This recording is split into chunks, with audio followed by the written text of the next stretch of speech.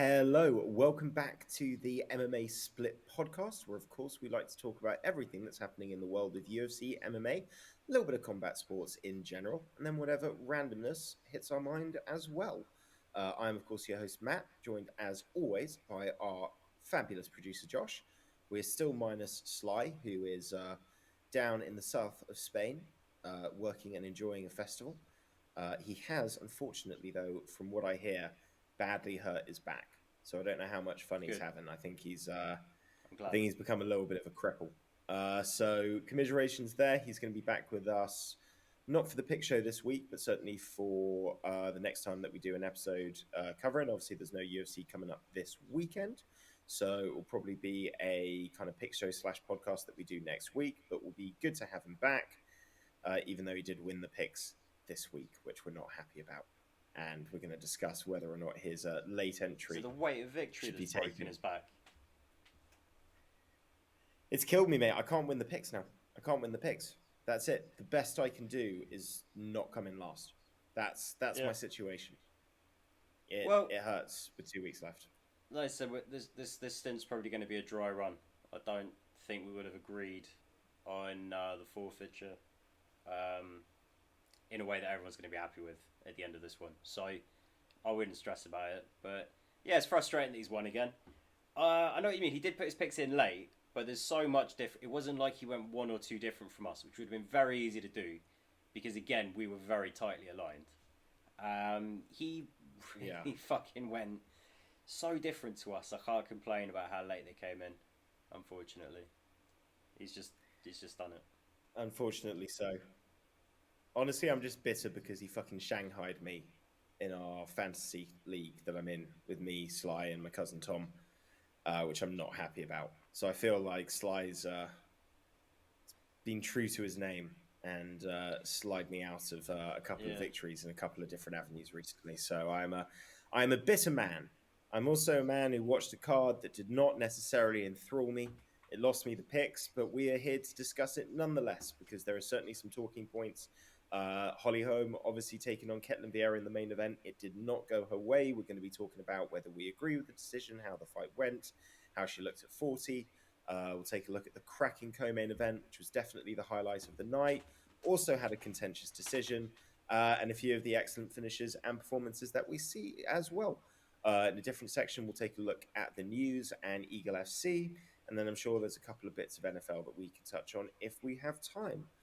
Starting, of course, with the UFC, as that was the fighting highlight of the weekend. Main event, reason that we were all there, Holly Holm against Kathleen Vieira. It did not work out for Holly Holm. She was certainly surprised by that. Wasn't happy about the decision. She certainly felt that she won. Her coaches were giving her the impression that she was winning throughout the fight. Ketlin Vieira's coaches were giving her the impression that she was losing throughout the fight. That doesn't So necessarily straight mean away, Josh, anything, though. You know what I mean? it That's doesn't. It doesn't. But it touches on an overall sort of discussion that we can have about coaching and what you say to your fighters during the yeah. rounds and all the rest. But for right off the bat, Josh, what did you think of the fight, and did you agree with the decision? All right. So right off the bat, okay.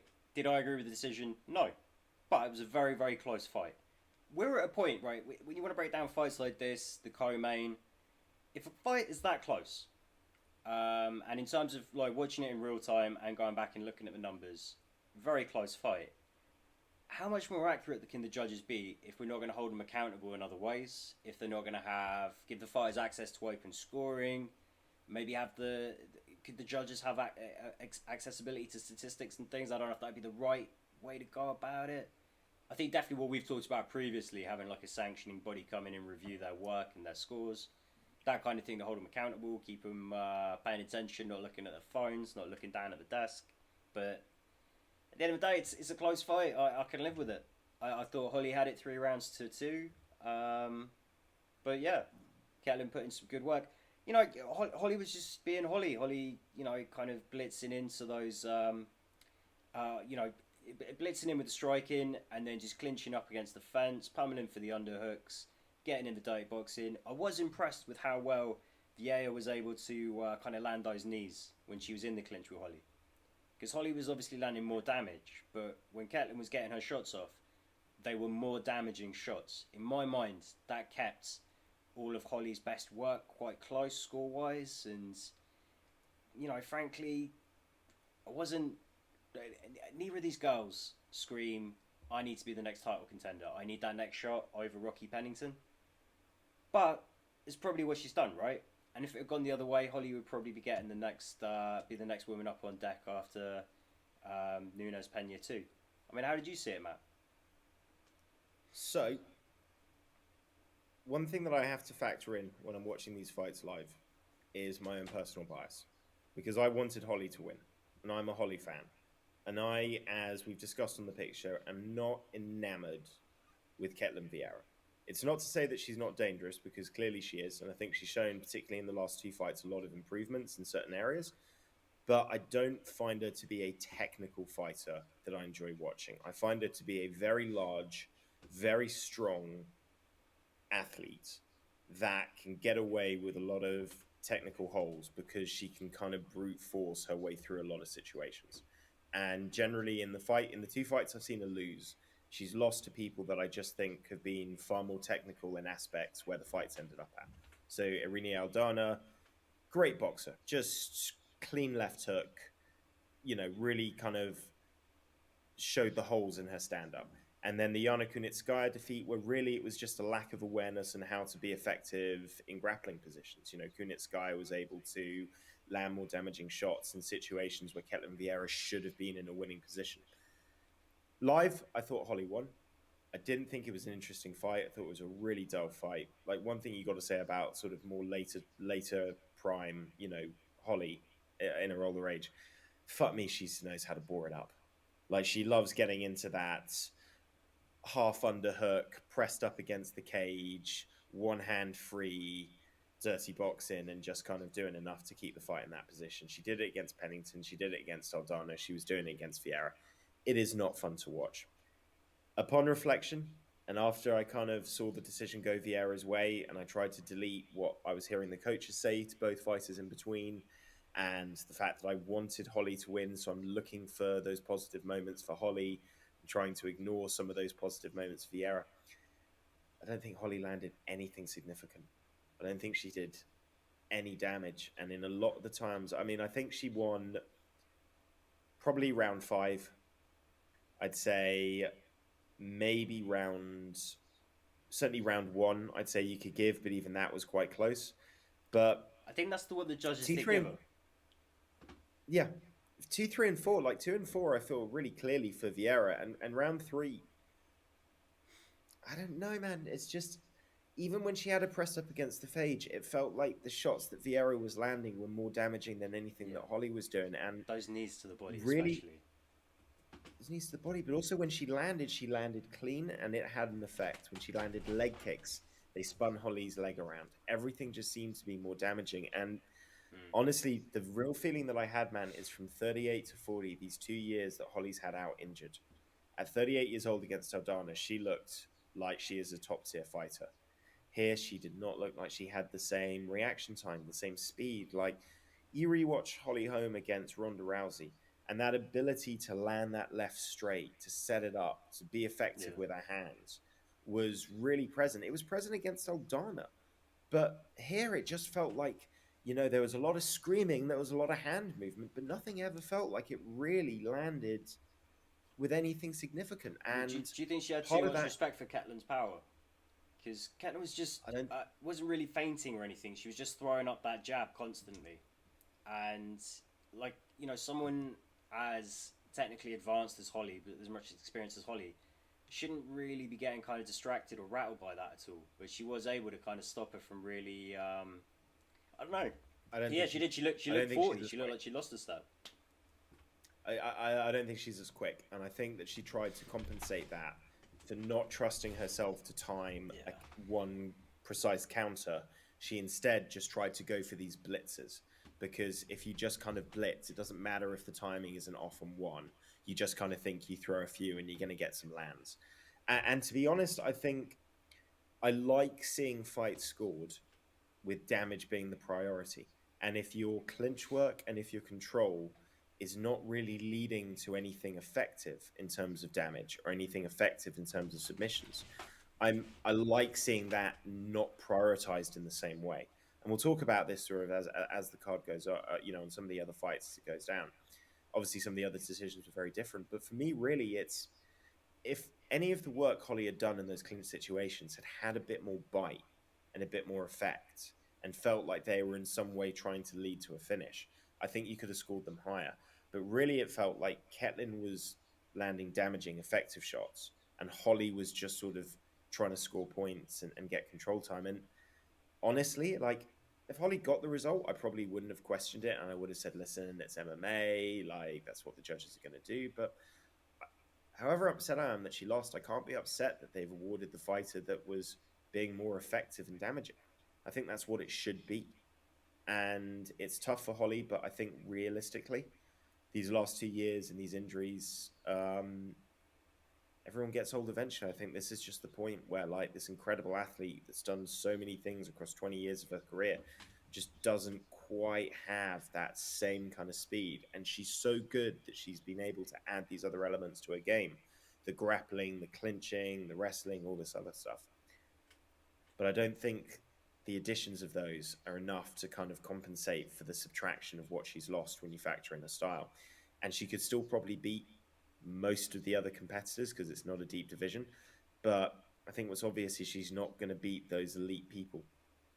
Yeah. Like, it's unfortunate. It's unfortunate because I love Holly and she's a great athlete. She got inducted, or told she's going to be inducted, into the Boxing Hall of Fame last month. I don't think we're going to be waiting that long. I think it's going to be less than 5 years before we see her, potentially go into the UFC Hall of Fame. So this is an amazing combat athlete across two different sports. In fact, the only UFC champion I can think of that was also a world boxing champion. So you can't give enough respect to her. But 2 years ago, she wins that fight hands down. And it's not a question. And we're not talking about close fights and judges and could have gone either way. We're talking about Holly being a class above. And situations have changed. But what I would say is I was impressed with Vieira because I think she's improved. And I think she showed a good mentality to kind of stay in it. And when you're that strong and you're that big and you've got a black belt in judo and jiu-jitsu, you can be clumsy and you can kind of get away with it and you can still be dangerous. Like, fuck, she beats Nunes or Pena, though. Pena maybe. I don't know. It depends. Definitely not Nunes unless Nunes, has another really, really bad night for me. But, times are changing. What was a stagnant division's getting some new breath, new life. I can't get my fucking words up. I'm so tired. You know what I'm trying to say. We've got some fresh blood seeping into the top ranks now, right? Pena's not exactly a fresh face, but she kind of went from barely in the top 10 to champion in almost no time at all, if you don't count the injuries and the pregnancy. And now we've got, Ketlin Vieira right up there. She'll presumably be taking the next title shot after Pena and Nunes kind of do their little sequel, and then we'll kind of see how it goes. I don't know what this means for featherweight, though, because, Holly Holm wasn't just propping up the bantamweight top 5, very much featherweight as well. Yeah. I don't know if they even want to fucking try and sign any featherweights at this stage. Who knows? I think ideally the UFC want to see Nunes win that rematch. Maybe do a trilogy fight if they're feeling confident, but really they're only keeping featherweight because they want to get Kayla Harrison in, and they want to put that super fight together. Maybe. I don't think it happens. I would like to see it though. But I think, because what they might look at is if Kayla Harrison was to win that fight, then let's say Kayla Harrison only fights a 1-fight contract and then goes off to PFL. They can kind of kill the division, or they can then sort of say, okay, we've got this younger person that's a pure featherweight, and we can kind of use her as the platform to springboard, a new division across. What, Kayla? Yeah. How old is she? I think 30. She might have been a bit. Sorry, when I cut the camera, I'm too far off to the side. I thought she was a bit older than that. I thought she was mid to late 30s. I'm She running mid on to fumes late today. 30s. I might be way off. Unfortunately, if I open a browser, my MacBook's going to shit the bed again. Can you double check Josh, that I know for she's us? I know she's not an attractive lady, but I don't think she doesn't look that bad. I was going to She's say 31. accomplished. I was going to say accomplished rather than old. But yeah. Okay, 31. Alright, I'm wrong. I'm wrong. 31 probably is young by women's featherweight standards these days. Well, also Um, she hasn't got a lot of tread on the tires. Like I know she did a lot of judo, but generally she's not exactly taking damage in her mixed martial arts career. You know, most of no. it has been ragdolling young ladies. Yeah, she landed well with PFL. Yeah. So, and the other thing is that she's American and she's got the gold medals and she hasn't got the whole like you could market her well to a different group that maybe wouldn't respond to somebody like Nunes as well. Yeah. Um, Anyway, so sorry, go on. What were you going to say? no, I was just going to say, you know, because obviously I love Nunes, but there's a language barrier. Openly a lesbian, married, very proud of it. That's a wonderful thing. But certain elements of America that maybe you're trying to dip into, you know, sometimes I'm not saying it's a good thing, but like these are factors that come into it, you know. I fucking hope not. I really hope not. You would hope not, no.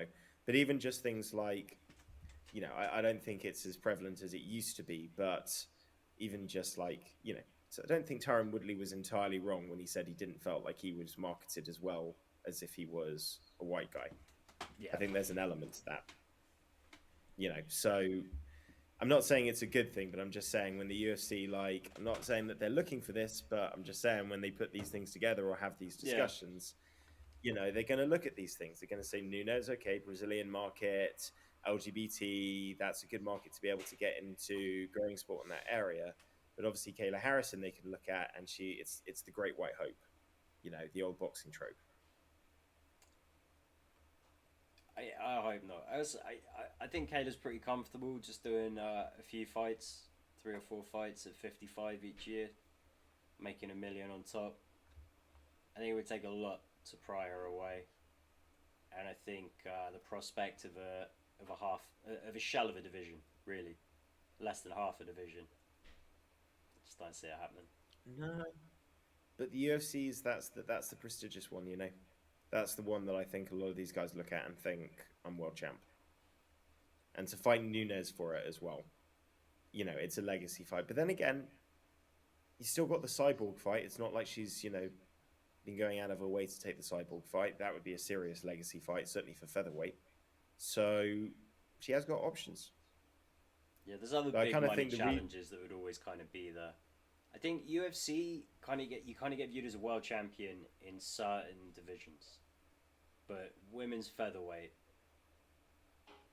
I don't know. I know what you mean. I know what you mean. I don't know. I think if you can fight at featherweight and you've got Cyborg and Nunes still competing, those have got to be the two names that you want them to be. That's how you establish yourself as the best. Yeah, yeah. Hey, listen, For we'll the right find money out. though, for I the can't. right money. I kind of feel like there's a reason that Nunes left ATT, and I think some of it might be fighting Kayla Harrison down the road, and being aware of that being something that happens. Maybe, maybe. I think it's a difficult time for the UFC because uh, fighter pay is becoming kind of more and more of a popular kind of conversation. And the truth is that you can make a lot more money outside the UFC. If Ngannou's making 600,000, you know, as heavyweight champion, what do you expect to make as the women's champion in the division that they barely want to stick around? You know. Depends. It depends who you are. It depends who you are. So Michael Bisping talks about this, and it's actually an interesting point. We won't delve on fight to pay too much, but he says, look at the guys that don't complain, and there's a reason for it. So there's a reason that Nate Diaz will bitch about a lot of things, but he'll never bitch about how much money he's getting paid for a fight. There's a reason for it. Max Holloway never bitches about what he gets paid for a fight. There's a reason for it. DC, there's a reason for it. Nunes, there's a reason for it. Michael Chandler, all of these guys. So Khabib. So I think it's champion is being a champ isn't what gets you paid. It's being a star. Yeah, but Masvidal's just signed a contract where he is going to be paid more than Usman is for his next fight. And Masvidal's next fight arguably will not even be against a top five opponent.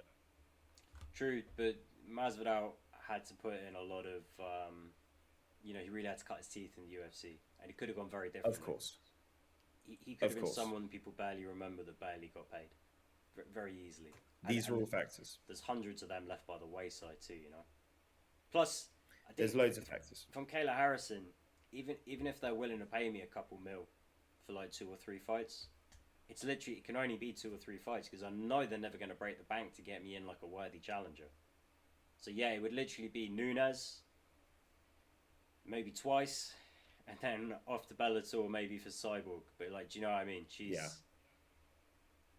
It's it's not a clear cut decision if you want to factor in legacy. I think it's just an awkward time. Plus, I really think she'd be a lot happier just kind of fighting chicks at 55 at this stage. She's got options. Put it that way, Kayla. She's got a lot of options. Let's move down to the co-main event because we don't want to delve on this main event for too long. Commiserations for Holly. Well done for Vieira. Um, Regardless of what you think about the decision, please tell me that you're starting to have some love for Michelle Pereira. This was a Because better fight. that fight was a fucking cracker of a fight. Yeah, he did well. I thought in the first round, I just couldn't understand why Ponzi wasn't. You could tell like there's a speed difference, but Ponzi didn't look too bad with his footwork when he got going. It's just that for that first round, it was like he couldn't quite get the reads he was looking for, couldn't quite pull the trigger, and just kind of gave Michelle a little bit too much respect. But once he started opening up in the second and the third round, I thought close fucking fight. But there was that point about 2 minutes left in round three where I'm like, Ponzinibbio has a mountain to climb. He's got to put in a lot of work to try and win this round. And then he stings Michelle Pereira, and I'm like, okay, he's only got some work to do to steal this round.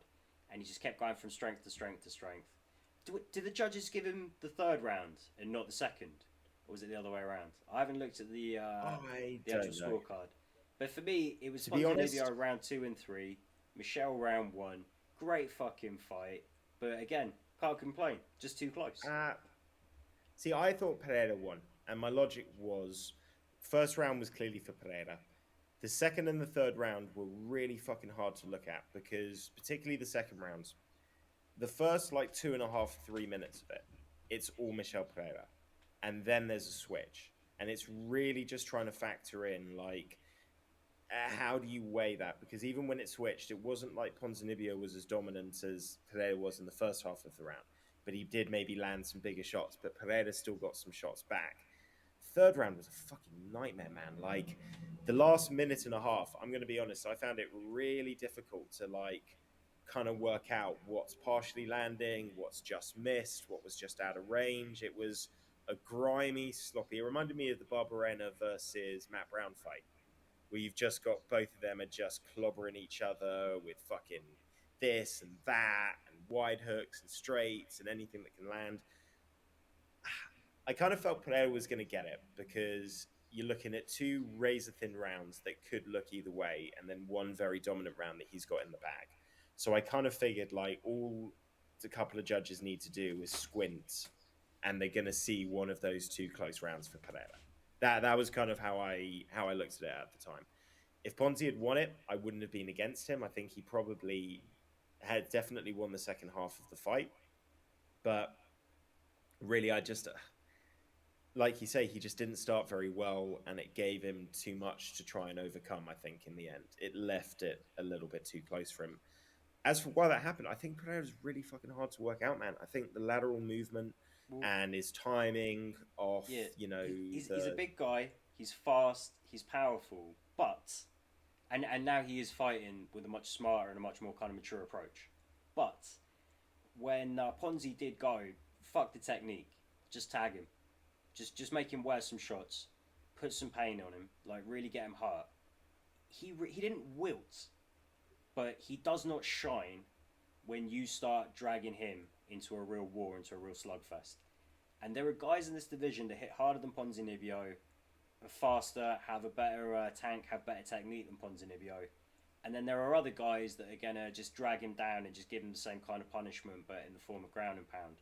So I am starting to hate him less, but mostly because I wonder. I don't feel like we've seen his ceiling by any means. But how would this guy deal with, say, like a Chimaev? I think a Chimaev's going to wear him down and finish him. How's this guy? Well, I think Gone. I was going to say I think they said it really well on the commentary team, and I want to kind of expand on it when they said he doesn't seem to have a cardio issue from like his style or his movement. It's not like if he spends 3 rounds just starting round picking the guy apart, he suddenly hits the wall halfway through round two. It's when he gets tagged and when things aren't necessarily going at his pace that the issue seems to happen. And it's happening in every single fight. It happened in the Chaos fight. It happened in the Nico Price fight. It happened in the Fialo fight. And now it's happened with Ponzinibbio. So immediately I think, what the fuck happens when you got to go 5 rounds? I think, like you say, what happens if you deal with a wrestler who is going to force the grappling exchanges on you rather than you deciding when you want to grapple the other person? And he does seem to if he gets hit, you can see he immediately winds up and tries to get them back with everything he's got. And I think, can you still hear me? Yeah, sorry. All right. Let me bring me in as well. Do a cut. Sorry. For whatever reason, everything's just fucking up today. My phone's on mute. All of a sudden, your audio started coming through my phone as well. So I've just muted it again. That was it. Okay. All right. No stress. Okay. Cut back in. Yeah, so how does he do against the other people, higher levels? I don't know. There's definitely questions I've got. A couple of things. He's a little bit too fond of the kind of move around, bounce, and then step in with the jab, overhand right. You could see Ponzinibbio was starting to time that and be able to come underneath and avoid that. He doesn't. He'll throw a bit of a combination when he's up close, but from distance, it tends to always be quite a predictable 1-2. The cardio issue is something, but you never listen. Is he going to be a world champion? I don't personally think he will be. But what I love about this guy is that every time I see him fight now, it's an entertaining fight. He's not being stupid. And you see his reaction afterwards. Like, I don't think that guy would have given a flying fuck whether he'd been given the decision, whether Ponzi had got the decision. Obviously, he wants to win the fight, but I don't think it would have changed how he felt about it. I think he's a guy that just absolutely loves to fight. And I love watching people that love to fight. And respectful to his opponents, appreciative of his opponents, puts it on the line every single time. I'm a fan of this guy. Is he going to win every fight? No. But is he going to be entertaining? Fuck yeah. Well, he's angling for that Masvidal fight. He said Masvidal's been sliding into his wife's DMs. So, I think that'd be a fun one. Like you say, he overextends on that sort of crappy overhand right he throws. There's a few other things sometimes where he gets a little bit gung-ho and he'll leave himself in vulnerable positions. Honestly, though, I do see, like, once he does get tagged, it kind of wakes him up a little bit.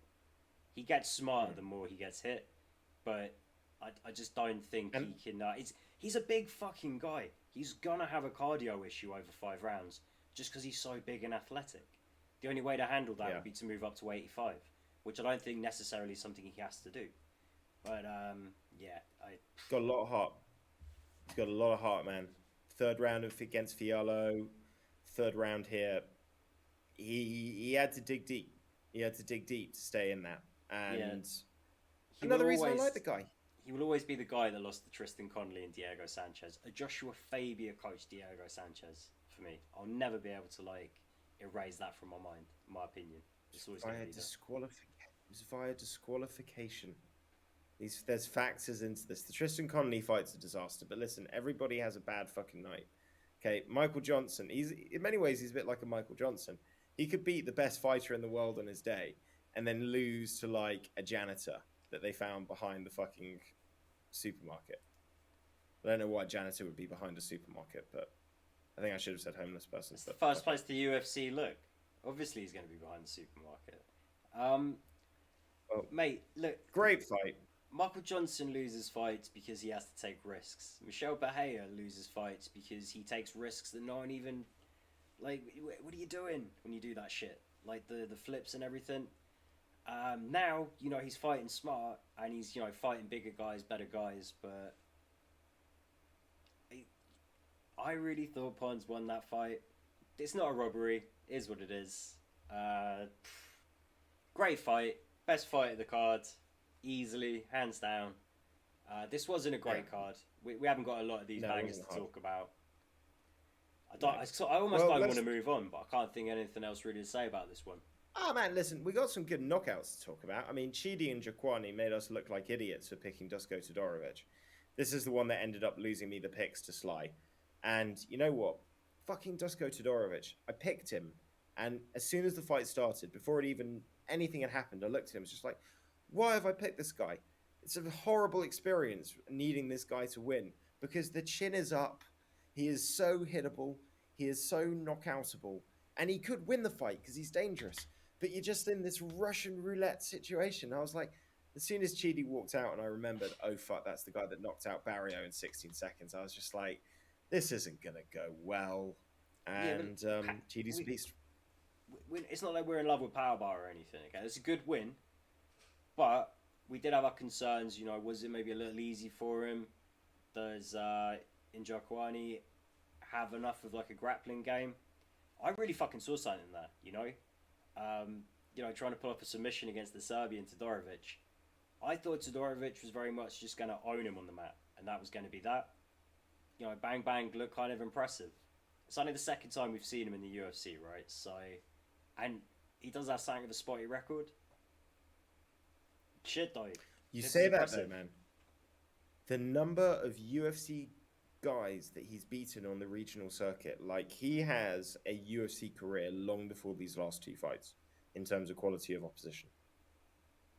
Okay, but looking at his skill set, there's no way he should have that many losses. I don't know. I'm No. trying to judge it off of Let two me fights and a record, and the record suggests that what I haven't seen might have some importance here. But from what I am seeing, I just think shit. Throw this boy against another ranked competitor. There's no need to build up a highlight reel or take it easy with Bang Bang. This guy looks like he's fucking ready.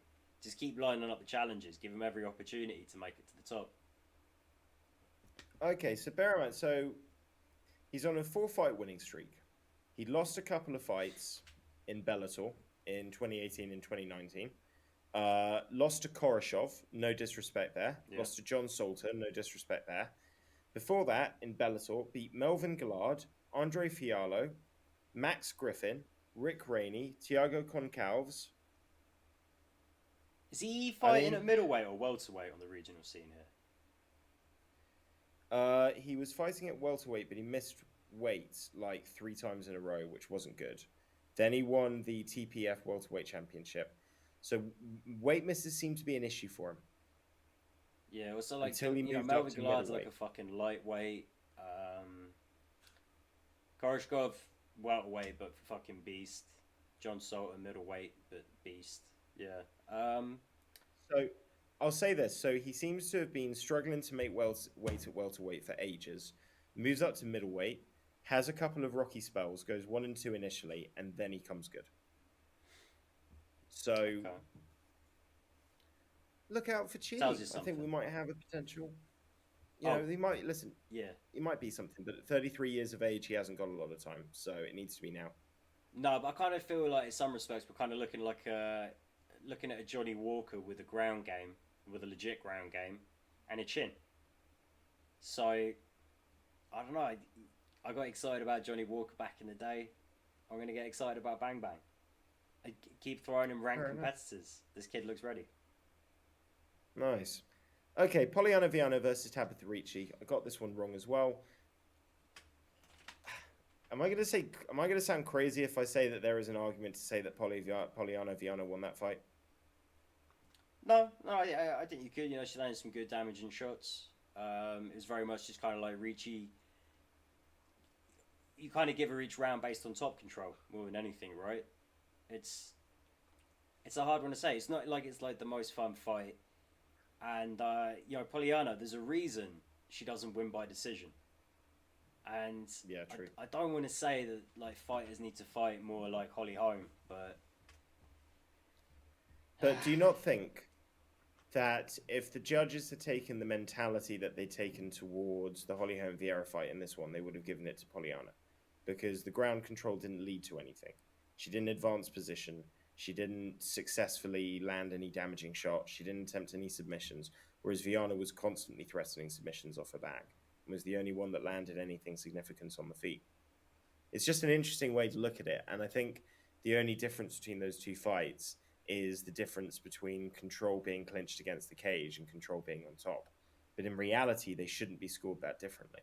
And a great example of this would be going back to Ketlin Vieira. If you look at her fight against Yana Kunitskaya, Ketlin Vieira had something like 12 minutes of control time in that fight, but she didn't land any shots. And in the 2 rounds that she lost, what Kunitskaya did is from bottom position just start landing shots like crazy. And they gave her the round based on that. So I think with this one though, it's a little bit more like, Pollyanna's throwing up submission attempts, but it's not like she's chaining them together and going submission over position like say Chase Hooper did earlier on in the night. It was very much that Ricci just kept defending well and just kept pushing her back into.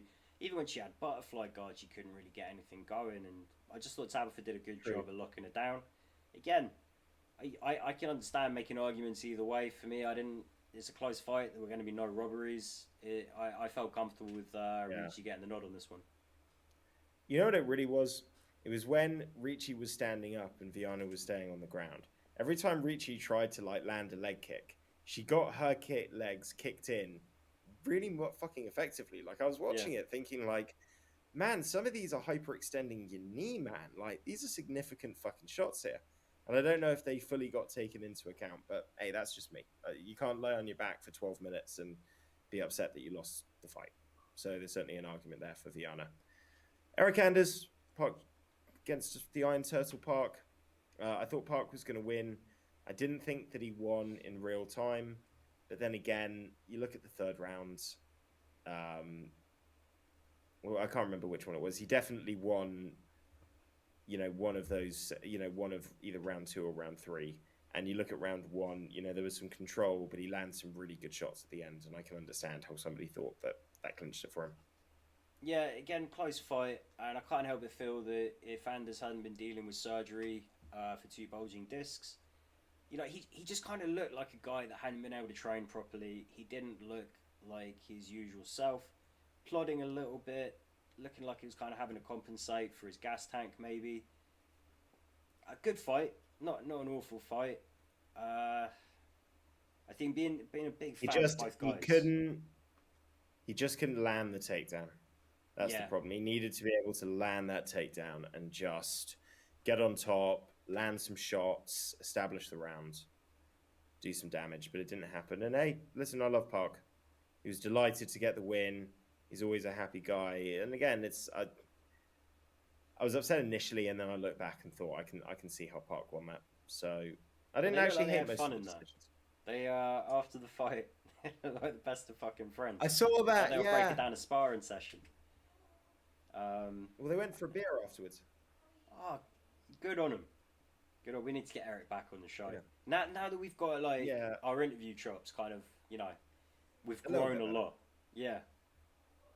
We really we showed ourselves something in that Sam Alvey interview. I think we're ready to coax Eric back in. Do a better job. I'll see what I can do.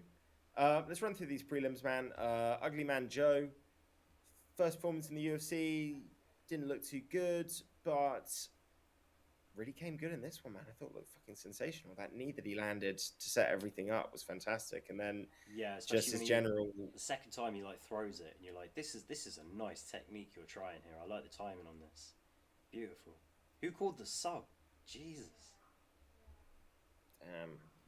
And it's nobody called that one.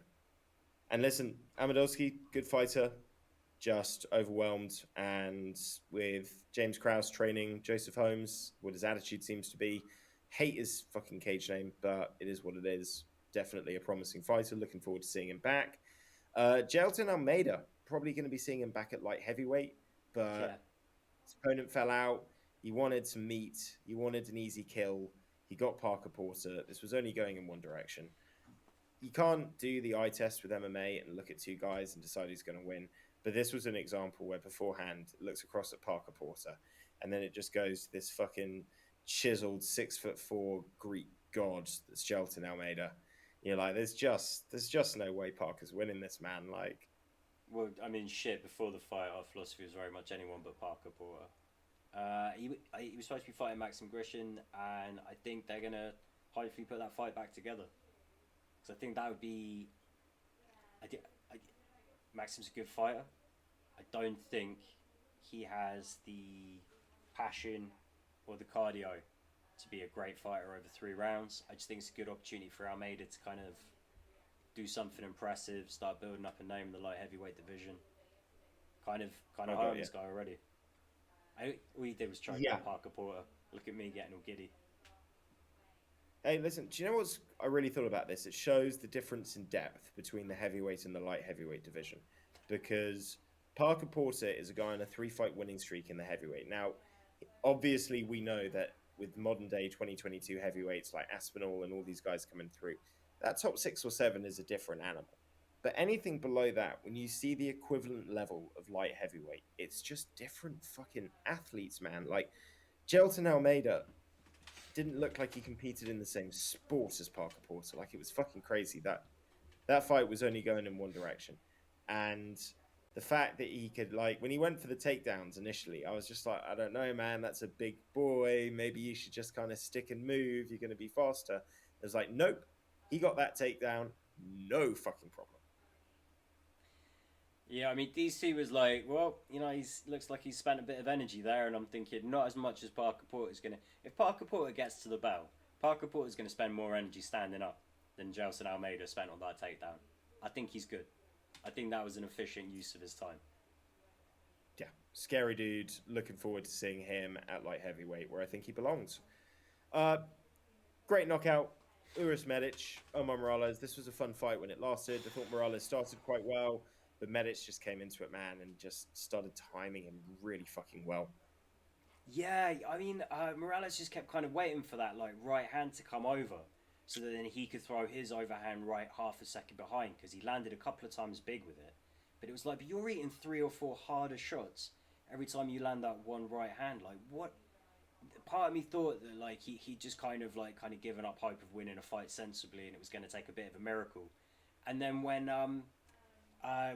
Uros really started connecting with the left hand first, that was just it. I think it was like 3 left hooks he ate before he went down. Just Uros Medic. Yeah, and listen, good stoppage as well, because he got dropped and then he rocked and back up, and that final drop, like, he wasn't.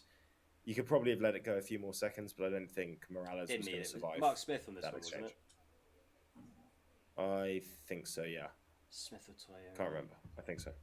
Either way. He's one of the good ones. Listen, Refn I thought was pretty good. Yeah.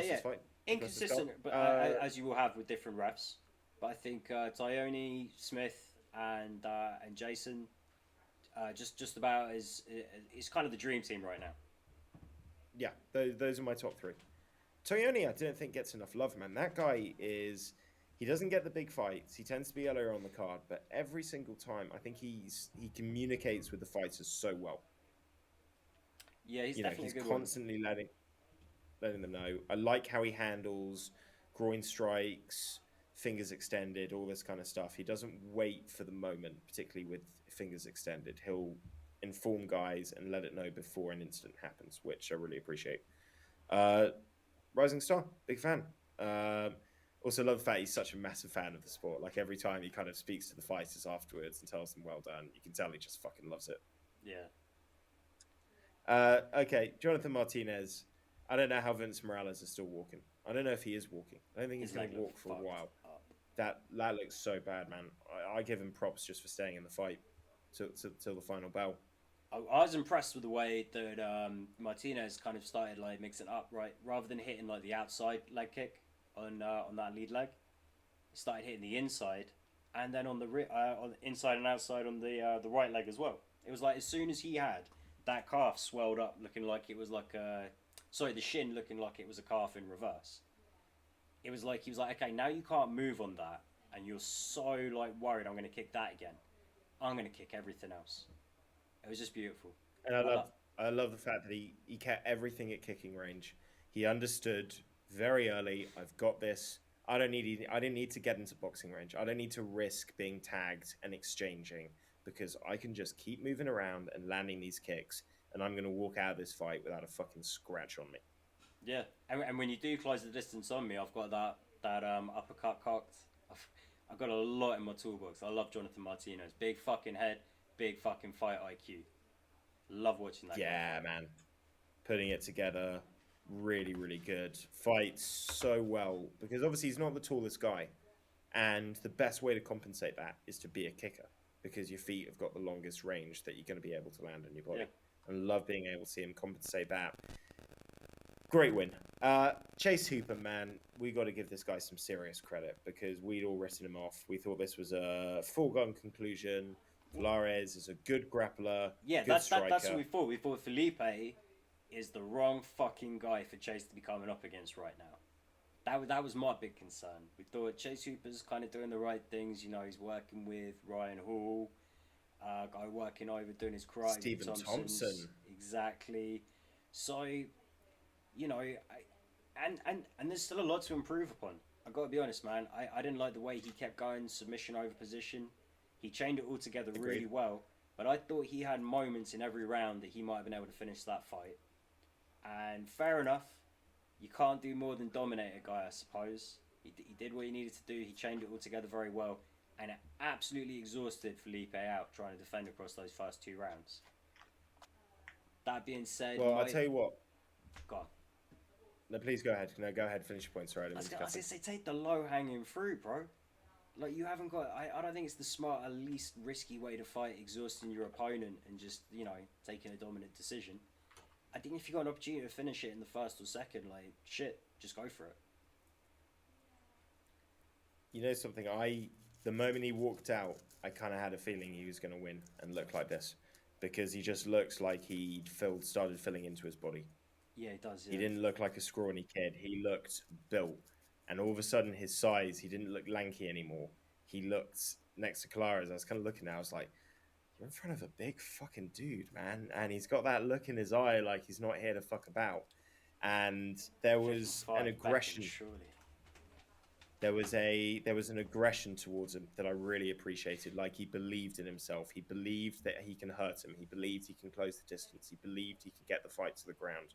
Whereas I think beforehand, he'd be looking at these situations and he'd be looking at these fights, going, "What can what can I roll into? What can I get out of pure luck? What can kind of just happen to fall my way, and I'll do a scramble and get there." He didn't. I don't think he was Yeah. approaching fights thinking that he could lead the dance. Well, yeah, he had the courage and the tenacity to approach the stand-up game the right way, and he'd really come at people, but he would just kind of get caught, just all his weight over on one foot, getting tagged, just kind of eating some shit and just not looking that impressive. But yeah, he's kind of got the size and the movement now. It's really, I don't know how long that boy can make 45. Yeah. Is he like 6'1"? He's tall. He's tall. And he doesn't, he's not a skinny boy anymore, man. He's filled out. He really just manhandled Claras, I thought. And I loved the aggression from it. I think he could be something. It's going Yeah, to take some time. It's going to take a lot of time. 5-year plan with this kid. 5-year plan. yeah. Couple of fights a year. Lots who, of training in between. who called the TKO? We were getting Didn't all see of them that one were wrong. coming, mate. Yeah. Did I thought he not was see going to that win. one It had coming. to be a sub, right? Uh, fair play. I talk about like he didn't take the finish. He did take the finish in the third. It's just I felt like he had it there for him in the first and the second. So it's amazing, or I think it's a positive thing. You perform that well, and there's still lots of readily available things where you could be like, right, I can improve on this. I can improve on that. And although an early finish is better, there's more tape for him to kind of break down and dissect there. So, yeah, all in all, a really For good his night for Chase. confidence. for his confidence as well, man. Just getting like a good 2.5 rounds of what it feels like to constantly scramble, Yeah. make a fuck up, but then know that you can get it back, land damage on the feet, land damage on the ground, threaten submissions on the ground. And just like that, he broke that guy. What he just experienced, probably for the first time in his career, is the experience of breaking somebody in an MMA fight. Not catching them and getting to the ground and pulling off something slick, breaking somebody. And And man, Kalahes is that's a a legit fucking dude to have on your record. first finish. First time he'd ever been finished, Kalaris. Nothing but credit to that guy, man. Love to see it, and we know he can take a punch. So huge amount of potential for Chase Hooper. Really, I never like to get a fight wrong on the pick, but if I was going to have anyone be wrong, I'm glad it was that one. Fair enough. My one for the night was Anders not getting the nod, but fuck it. That was the one I picked. It is what it is, mate. Other big surprise, because we did not start this card very well, you and I. Sam Hughes, really putting it together. Can't knock it. Well, Training with Fortis MMA. She had a bone to pick with DC. You know, no one was going to stand in her way. Least of all, Elise Reed. That was And Sam Page. That was just 3 rounds of just remember my fucking name. Just soz. Yep. And I think as well, next time. you can now see what a difference it makes being with a properly established MMA gym. I think she looked lost in her first couple of fights in the UFC. And now that she's actually got a proper coaching team behind her, it's a different story. She's actually competing. Now keep going, Matt. I was keeping myself on mute while this is going on. Oh, no worries. Fortis MMA are training her well. She's had 2 fights now where she looked prepared. She had a game plan. She's working on the right skills. And I think more importantly, and they touched on this on the commentary team as well, she's discovering her style. She's finding out what she wants to do, what she's good at, and what games she can implement. And she 2 times in a row now in fights I thought she was going to lose, she's pulled it off brilliantly. So nothing but respect to Sam Hughes. For Elise Reed, I think the Corey McKenna fight and win went to her head a little bit.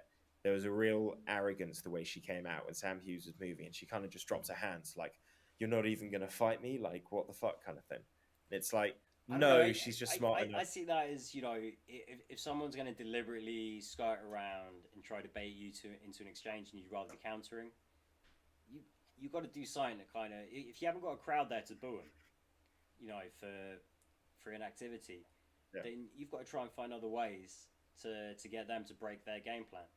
And I think that whole kind of just standing there like, what the fuck are you doing, works well. You remember the old Nick Diaz just lying down on the ground like chilling, just like, come on, Anderson, let's fucking go, bro. I liked it. I liked that. Didn't amount to anything, but you know, whatever. Not straight away. Hey, listen, both good. Both. Elise Reed's got a lot to learn. She lost, but she's not on a losing streak or anything. She's not in danger of being cut, so onwards and upwards. Yeah, not the best card, but it had its moments. At least it wasn't on late. The whole thing was done before 4 o'clock in the morning, which I appreciated greatly. I still watched it on Sunday. Yeah. Well, of course, that's your ritual. But still going to appreciate it because we don't have any MMA for a couple of weeks until Jairzinho versus Volkov, which should be a fun fight and hopefully a fun card. I'm hoping it's a fun card because they've literally got nothing announced for that yet. It's a main event and empty on Google. So it's a good thing they've got a week off to fill that. And I think the week after that is Cater versus Josh Emmett. I thought, hang on, let me get my calendar out. So I thought oh no, you're right, it's in 3 weeks' time we've got the pay-per-view, isn't it? Correct. Yeah, probably is then. But we'll throw some content up. I thought the pay-per-view was like June 11th or something. Sorry, you're right. I'm wrong. I think we get a week off. Let me bring it up now. I think we've got a week off. Then we've got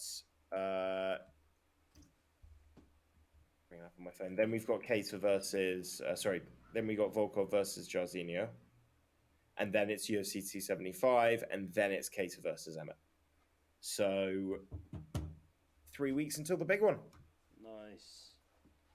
All right. Right. Well, guys, if you're enjoying the content, please do like and subscribe because we appreciate that. If you're already subscribed, like the video, watch the video, comment on it, let us know how you feel about the channel. Is there anything that we're not covering that you would like to see more of? Are you enjoying the more sectioned clips? Did you prefer it when we kind of had one overall show? Give us feedback. We can make the show better and cater it for what you guys want to see. On that note, I think we'll jump across to covering a little bit of MMA news.